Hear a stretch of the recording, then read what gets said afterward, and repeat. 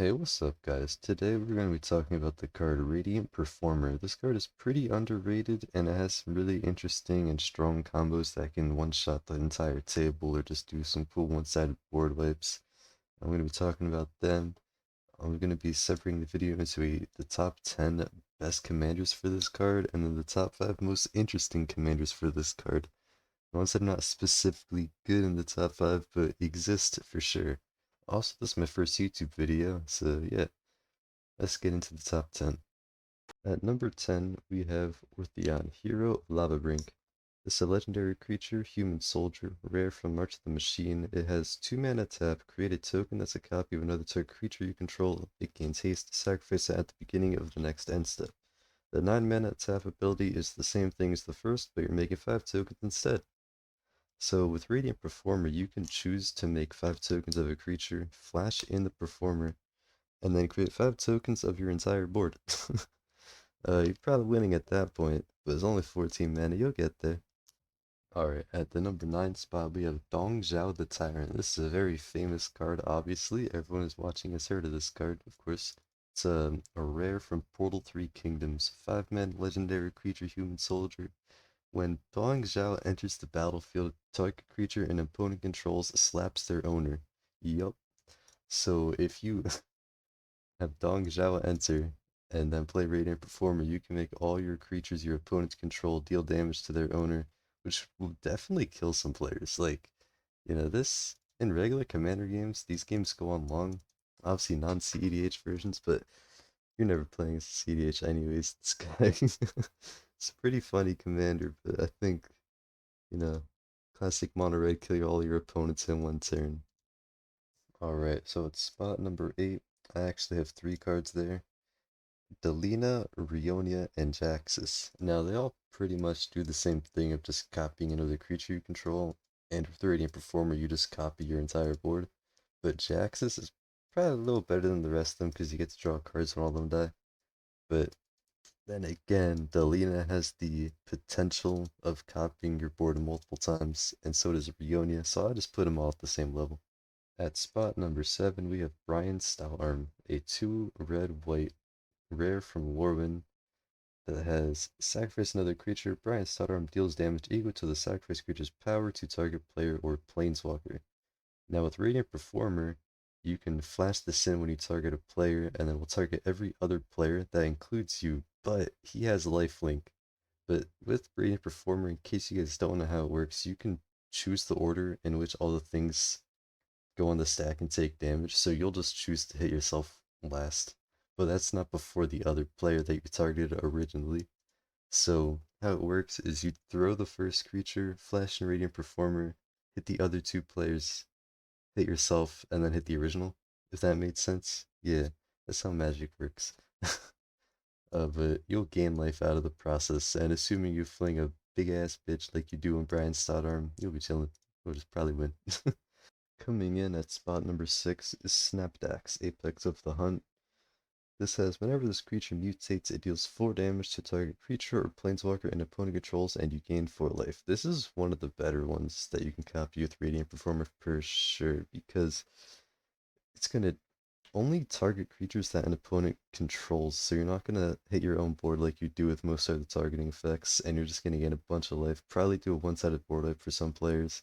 Overall, I think this should be going in every Snapdax deck. Anything from this point onward should be auto-include. People don't know about Radiant Performer, hence why I'm making this video. Coming in at number 5 is the legendary Dragon Spirit from Commander 2017, O Kakashi Vengeful Kami. So with this guy out, most people don't attack you anyways, but if someone decides to, how dare they, you can just exile their entire board. So how it works is if a player dealt damage to you, get to exile target non-land permanent that can player controls. Since you're just targeting and you're only allowed to target non-land permanents that player controls, that's exactly what Radiant Performer is going to target. So you can just do a one-sided farewell for them. Pretty fun.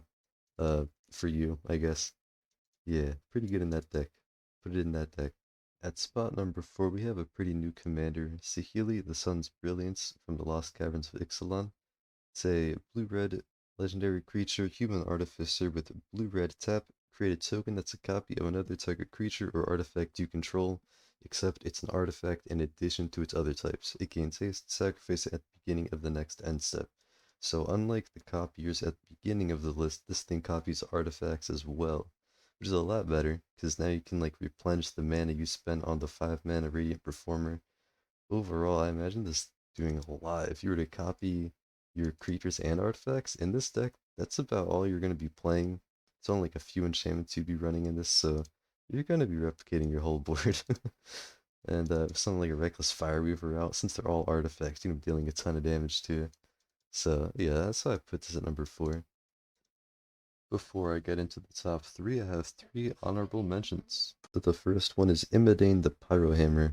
This guy should probably be pretty high up on the list, but I ran out of room, and this guy's pretty last second. Whenever an instant or sorcery spell you control that targets only a single creature deals damage to that creature, Imidane deals that much damage to each opponent. Pretty much, you lightning bolt a creature an opponent controls, all your opponents take 3 damage. But what you can do is grab one of those burn spells off the stack with Radiant Performer, target every single creature on the board. Make sure you target Imidane last. Or what you can do is actually target Imidane first with the thing, flash and Radiant Performer, and then every other creature will take damage before Imidane does. If that spell's big enough, this can definitely just kill the whole table. Just like, Dong Zhao, one of the best cards of all time. So definitely an auto include in Imidane. Coming in at honorable mention spot number 2 is the Rani. So the Rani is a Time Lord scientist from the Doctor Who set. 1 Grixis. Whenever the Rani enters the battlefield or attacks, create a red or enchantment token named Mark the Rani attached to another target creature. That token has enchant creature, and enchanted creature gets +2/+2 and is goaded. So what you're going to do is attack with the Rani, target any other creature to put the token on it, and then copy that token for every other creature on the battlefield. This is going to goad every other creature, which is a pretty good effect, and give them +2/+2. You're also going to go to your own board though, which means your own board has to attack every combat, but they'll have +2/+2, so that's okay. And also you get to trigger Ronnie's second ability on your own turn, so that's pretty cool. Zeotora the Incinerator. For 3 black, red, green, flying. At the beginning of your end step, you may sacrifice another creature. When you do, Zeotora the Incinerator deals damage equal to that creature's power to any target, and you create 3 treasure tokens. That's the important part here. So, on your end step, you're going to sacrifice another creature, choose the target, flash an Radiant Performer, and every one of those things that gets pinged will generate 3 treasure tokens for you as well. So you're going to be wiping the board, wiping some of your own board as well. That's fine though. You're going to be ending up with a lot of treasures depending on how many permanents are on board. And then guess what? If you have Corvold out, you can now sacrifice those 30 treasures, whatever, draw 30 cards. Alright, now we're past the honorable mentions and into the top 3. At spot number 3, we have the comedic genius Blim. Whenever Blim deals combat damage to a player, that player gains control of target permanent you control, then each player loses life and discards cards equal to the number of permanents they control but don't own. So if you guys see what's going on here, you're gonna hit a player, target one of your permanents, probably a land, who needs lands anyways. You're gonna give them the land, both read and perform, you're actually gonna give them your entire board. And the Blim triggers are just gonna kill them, and you'll just get all your stuff right back. So if there's a player you don't like, or a player that's just, popping off a little too hard, a better gift than the gift of death in game. So I'd say this is pretty good. I would definitely say auto include in Blim, just because, one-shot combos like this are always good in commander decks. Coming in at spot number 2 is the Balrog, Durin's Bane, the Avatar demon from the Lord of the Rings set. So this spell costs 1 less to cast for each permanent sacrificed this turn. Haste, the Balrog cannot be blocked except by legendary creatures.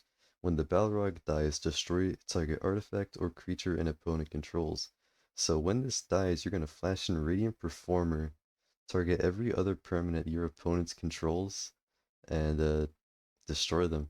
Like basically casting Vandal Blast and Plague Wind at the same time. That's 14 mana worth of spells. Pretty good, I would say. Definitely auto include, but it's not showing up in EDH rec, so it should be included more. I would say a pretty good effect here. One of the best effects to copy. coming in at spot number 1, Admiral Beckett Brass. 1 in Grixis for a human pirate that says other pirates you control get +1/+1. That's not important. At the beginning of your end step, gain control of target non-land permanent controlled by a player who has dealt combat damage by 3 Armlock pirates this turn. So with Admiral Beckett Brass, you're going to deal the combat damage, then with the end step trigger, you're going to target a permanent they control, flash and radiant performer, surprise, take their entire rest of their non-land permanents, and now you're set.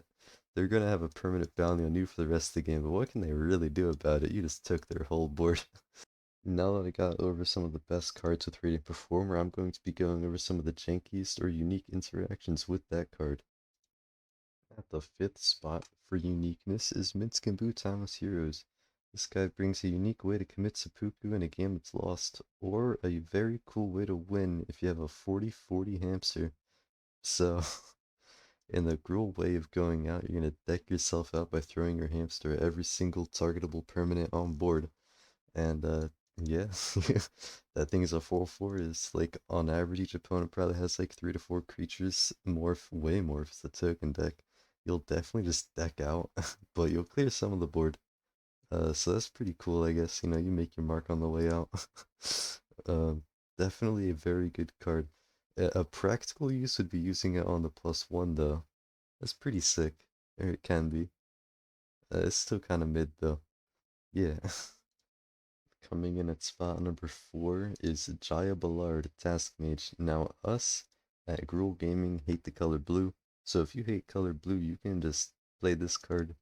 You can discard a card, destroy target blue permanent, but oh wait, Flash and Radiant Performer, destroy every blue permanent. That's pretty good. Get a Painter Servant in there, and now you can just, reset the game. Not that you'd want to do that, but you can. That's why this is in the other list. Coming in at spot number 3 is Anti-Blight Bad Influence. It has flying. Whenever a source you control deals damage to you, put that many +1/+1 counters on Anti-Blight Bad Influence, and it has 1 in a red, tap, remove X +1/+1 counters from Anti-Blight, it deals X damage to any target. So what you're gonna do is target a permanent or whatever, and then you're gonna flash in Radiant Performer. You're gonna stack the triggers though, so that you deal damage to yourself first, and then Anti-Blight will do damage to yourself. That way, Anti-Blight will gain the counters from hurting yourself and then live through its own trigger. And if you have lifelink, you're gonna gain a bunch of life too. Probably just kill the board if your blight is big enough. Pretty cool combo. Can be bad, can be good. If it has lifelink, it's great. If it doesn't, probably just die. But it's a pretty red thing to do, so I'd say it's fitting. Next up is Rakadraga, Gorgut's boss. 2 red-green roll from Commander Legends Battle for Baldur's Gate. So, what we care about here is whenever you cast a spell, if at least 7 mana was spent to cast it, untap target creature, it gets +7/+7 and gains trample until end of turn. Now, if this was only able to target your own creatures, this would be pretty sick. But you're going to target your opponent's creatures too, so it kind of just defeats the whole purpose. But if your opponent has no creatures or something somehow, then this is pretty good all of a sudden, right? Just gotta hope that happens. That's why it's at this part of the list. But yeah. Alright, at the final spot is the best interaction possible. Restarting the game and making your opponents forfeit because they don't want to play through it anymore. We have Reaper King. So whenever another scarecrow enters the battlefield, under your control, destroy target permanent. What a cool effect. So you're going to destroy a permanent. You're actually going to destroy every permanent once you flash in Radiant Performer, including Radiant Performer, because it targets itself. And then you just reset the game. Now instead of blowing up every single permanent, you can also just blow up your opponent's permanents. Usually this is done by just giving your stuff indestructible as the end of turn. A pretty interesting way of doing it is playing Steely Resolve, which gives your scarecrows shrouded. So you can do that and then blow up all your opponent's permanents, be the most fun player at the table, and win the award of fun. So that just about wraps it up. Thanks for watching. If you want to see more content, hit that like and subscribe button. Leave in the comments some other cards you want me to talk about in the future, or just other videos you want me to make. Maybe I can upload some Commander gameplay, but I don't know. See what you guys think. Alright, thanks for watching. Peace.